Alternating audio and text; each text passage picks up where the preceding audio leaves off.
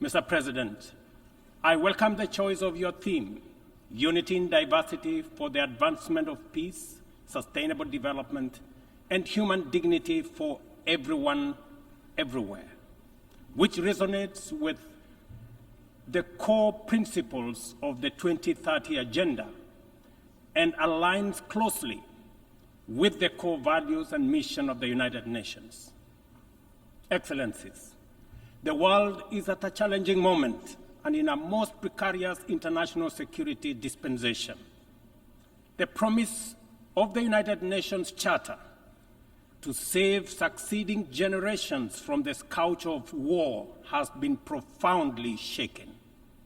From land to sea and from air to the outer space, global peace, security, and stability are increasingly under threat. Conflicts and tensions pervade every frontier, undermining the collective security that international cooperation seeks to uphold. Cases of polarizing narratives, factionalism, social upheavals, organized crime, war, and stockpiling of weapons of mass destruction are at an all-time high. Great power rivalry is intensifying, provoking regional competition and inducing geopolitical and geoeconomic realignments and tensions. The subtle nuances of them versus us has produced negative coalitions, wars, tensions, as well as eroded trust and confidence in global multilateral system.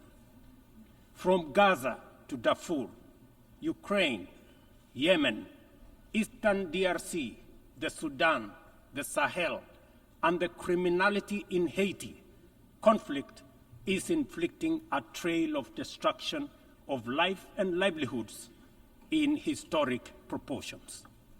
These conflicts have become battlegrounds for armed factions, external interventions, and proxy wars, resulting in unprecedented anarchic situations and long-lasting negative repercussions on global stability and economic development.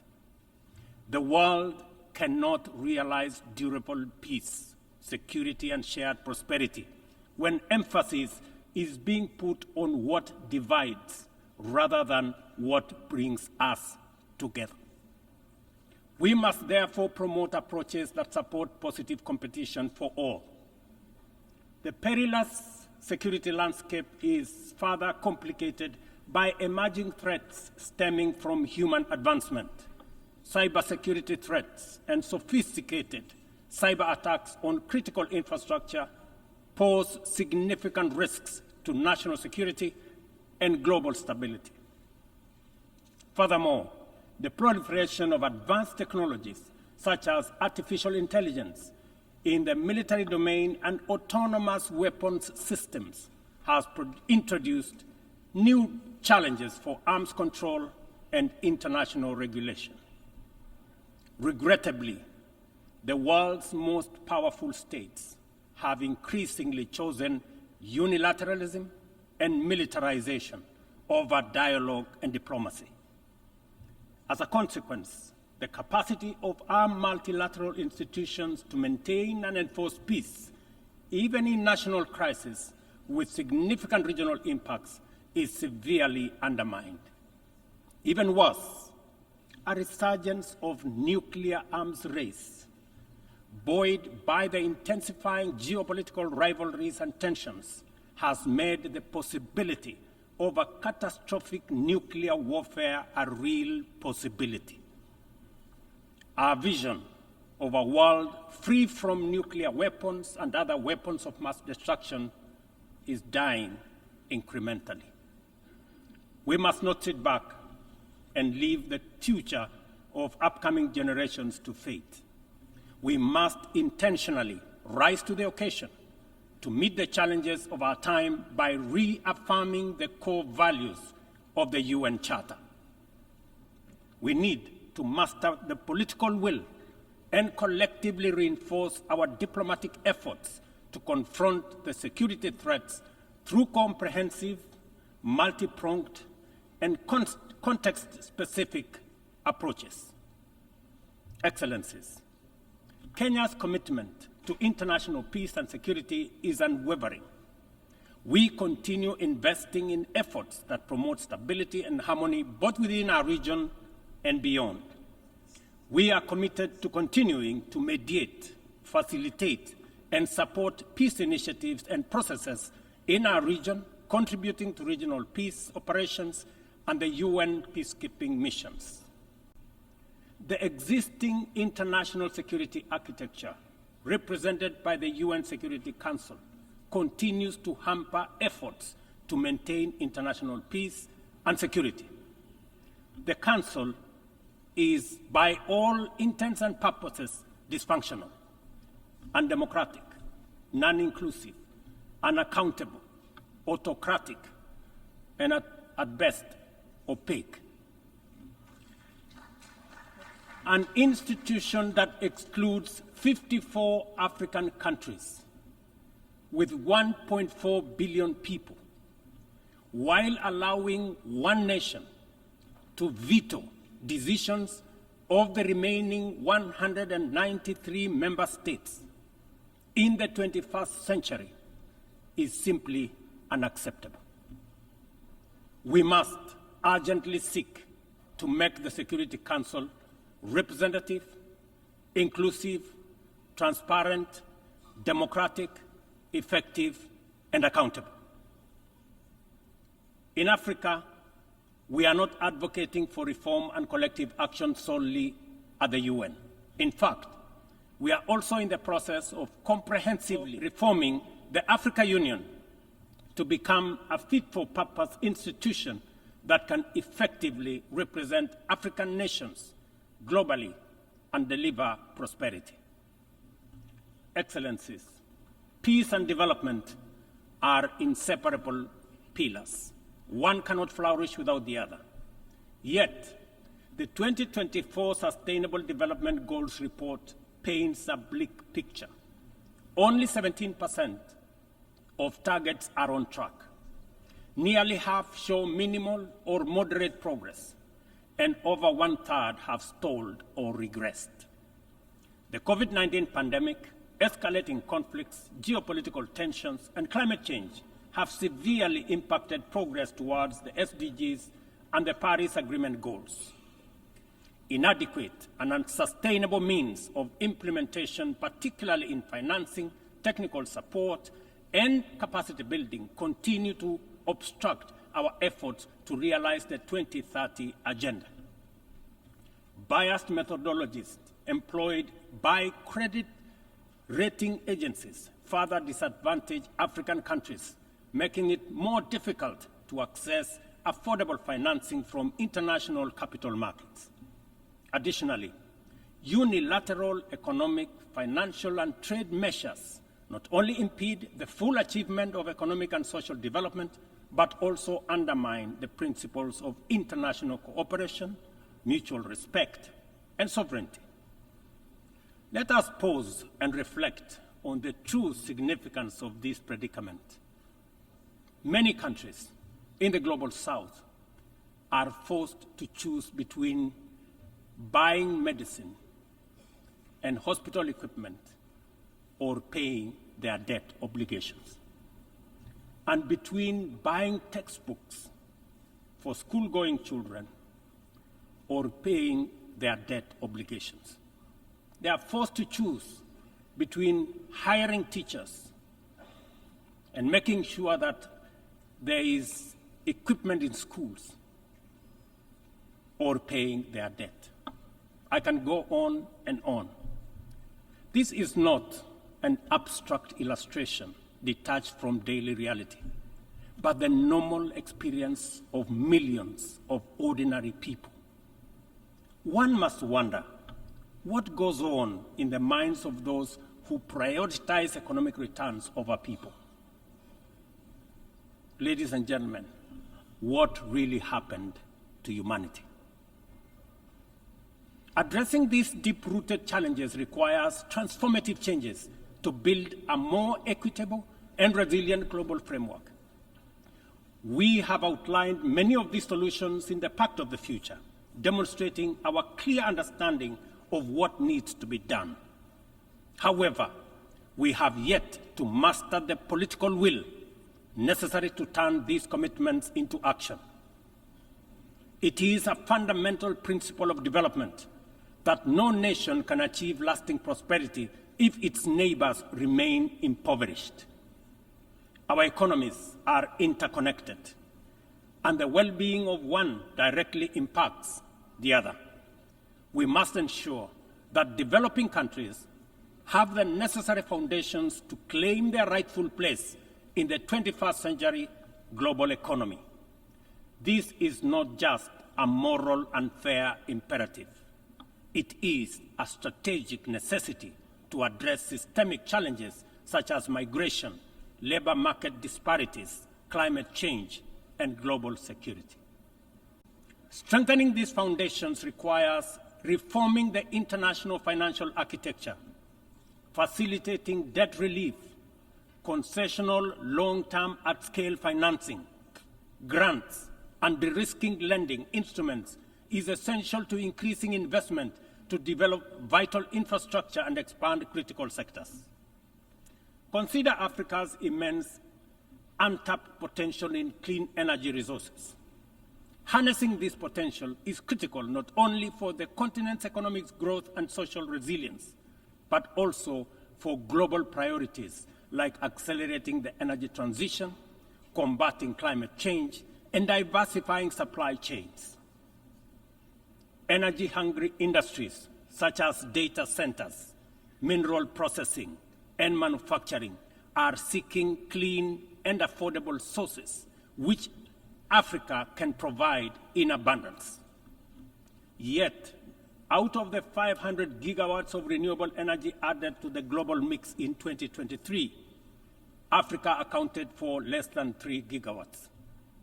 How is this possible, given the continent's vast natural resources, skilled workforce, and massive energy needs? We cannot allow Africa to be left behind this time round.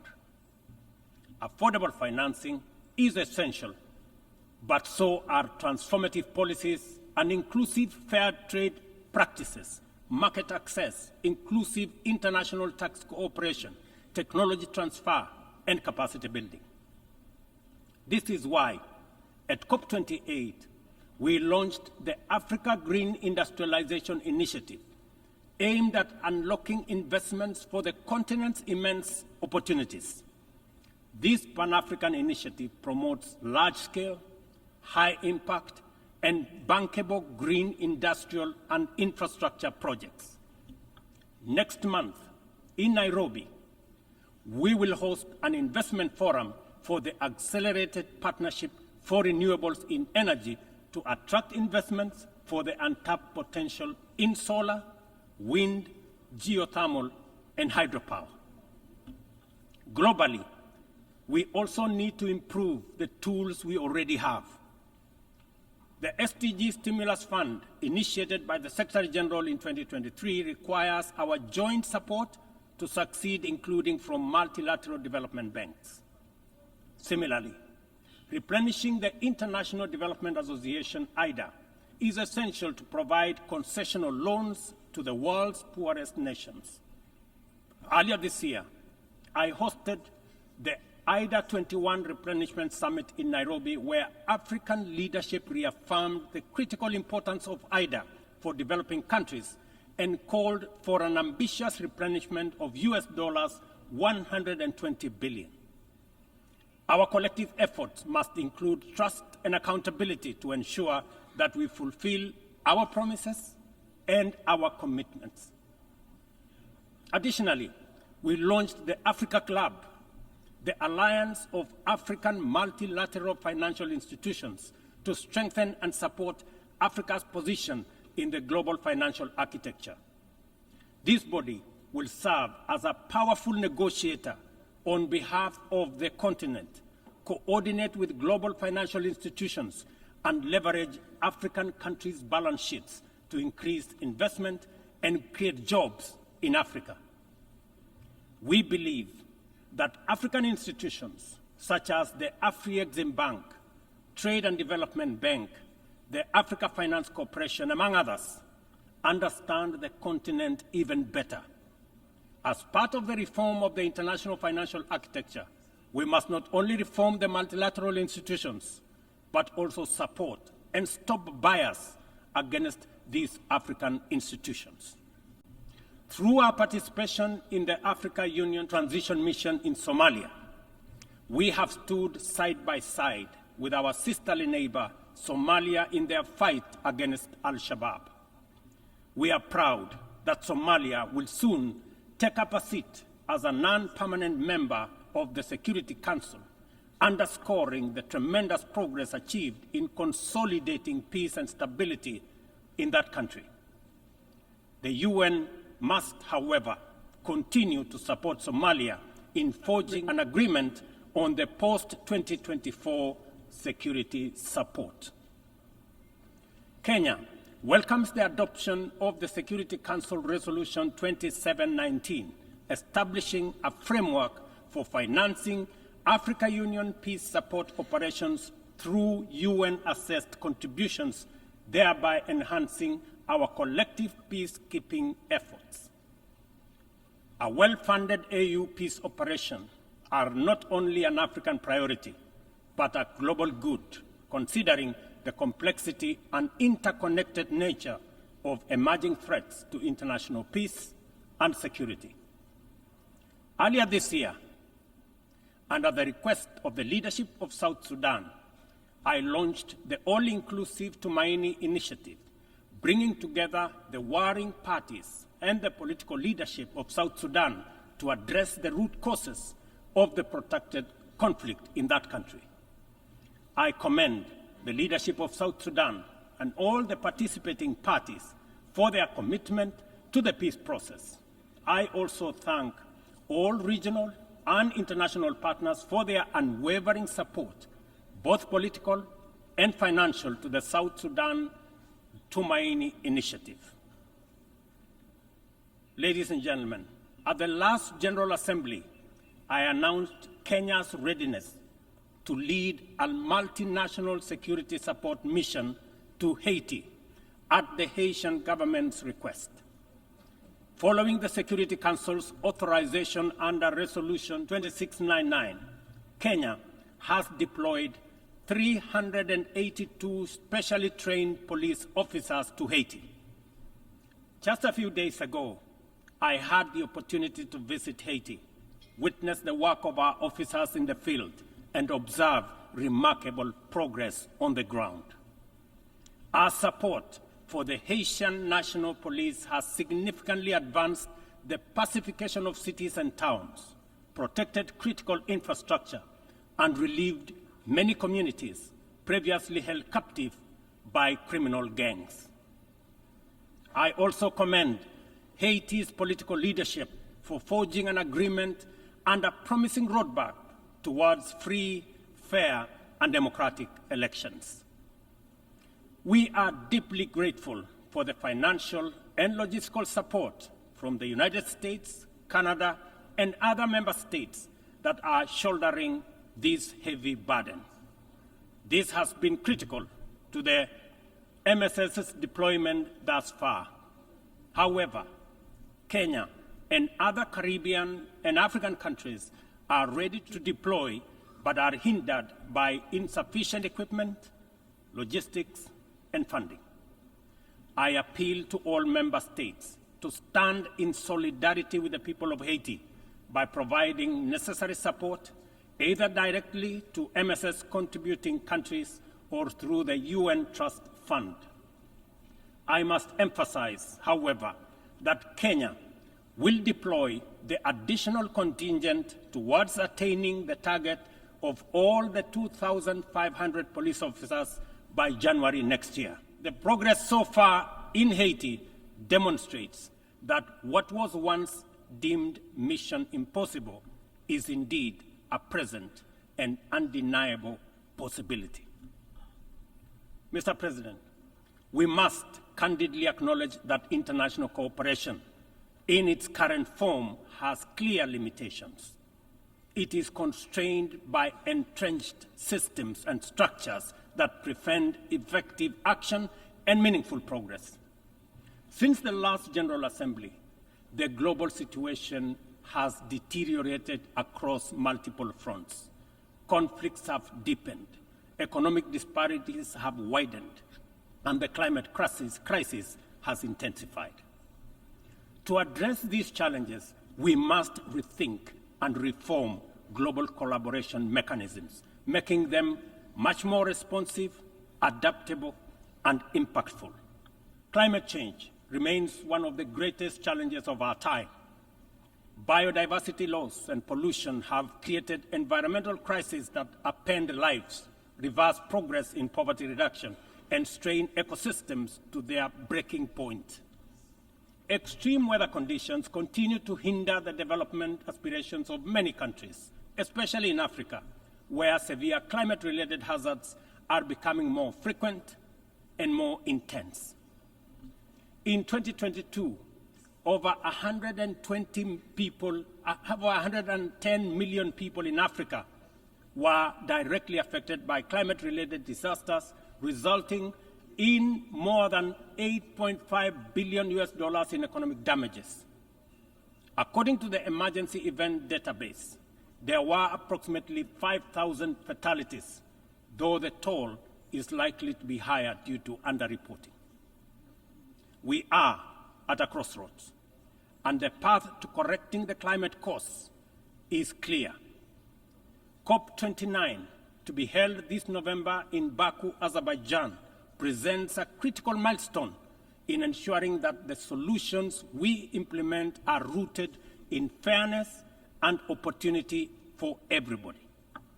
However, the new climate financing goal expected at COP29 faces significant hurdles as deep disagreements persist over who should contribute and how much funding is needed. Without swift resolution, these divisions risk derailing our collective progress on climate action, just as the global situation becomes increasingly urgent. Let me be clear. Political posturing and inaction will neither protect the vulnerable from the consequences of a runaway climate crisis, nor save our civilization from ecosystem collapse. It is therefore critical that all nations step forward to meet this moment with ambition and responsibility. As we confront the escalating impacts of climate change, we must also recognize the interconnected environmental challenges we face, such as plastic pollution, which continues to wreak havoc on ecosystems and threatens global sustainability. It is imperative that we adopt a robust global plastics treaty during the 5th round of negotiations in Busan in the Republic of Korea this November. Kenya fully supports an ambitious outcome and the African proposal to establish the Treaty Secretariat in Nairobi, thereby reinforcing UNEP's role. It is indeed unfortunate and regrettable, ladies and gentlemen, that UNEP is the only body where secretariats of conventions created under it are increasingly being carved out and located elsewhere. UNEP, being one of only 2 UN headquarters in the Global South, must not be cannibalized for whatever purpose or reason, let alone excuse. Mr. President, as the host country of UNEP and UN Habitat, I take this opportunity to thank the Assembly for approving the upgrade of the infrastructure at the United Nations office in Nairobi, the largest UN campus in the world. This project includes the construction of new office space and the design of ultra-modern conference facilities. These developments mark a significant milestone towards enhancing the quality and accessibility of Secretariat services to member states. Not only will they serve current needs, but they will also strengthen the future success of multilateralism. We look forward to the Assembly's continued support as construction begins in 2025. It will be critical to ensure that UNON receives sustainable and predictable resources to ensure the timely completion of this upgrade. Kenya will continue to play its part in ensuring that UNON fulfills its mandate. Accordingly, the Government of Kenya has undertaken extensive improvements and expansion of physical infrastructure around the complex and will continue working towards making Nairobi a regional and humanitarian hub for the United Nations. Mr. President, Excellencies, ladies and gentlemen, as we reflect on the theme of this session, the call for unity in diversity in the pursuit of peace, development, and human dignity, it is evident that we must reimagine international cooperation to align with the complex realities of the 21st century. Our actions must reflect our ambition and commitment to a world where progress is measured not just by economic growth, but by the well-being, rights, and dignity of every person. The challenges we face, from climate crisis to economic inequality, demand a bold rethinking of how we work together, grounded in mutual respect and shared responsibility. The achievement of the Sustainable Development Goals cannot be reserved for the privileged few. It must be a shared success that uplifts all nations, transcending borders and disparities. Our collective efforts to combat climate change must be rooted in fairness and equity, ensuring that no nation or community bears a disproportionate burden. This is our shared journey. We must have a say in the choices we make. We must move beyond outdated paradigms of power and influence to create a system of international cooperation that reflects the aspirations and dignity of every human being.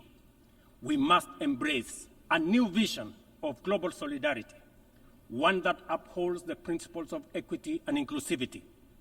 It is within our power to build a world that embodies the true spirit of the United Nations, a world where every voice is heard, every life is valued, and global progress is shared by all. This is the cooperation our people expect, our future demands, and it is the commitment we must deliver. I thank you.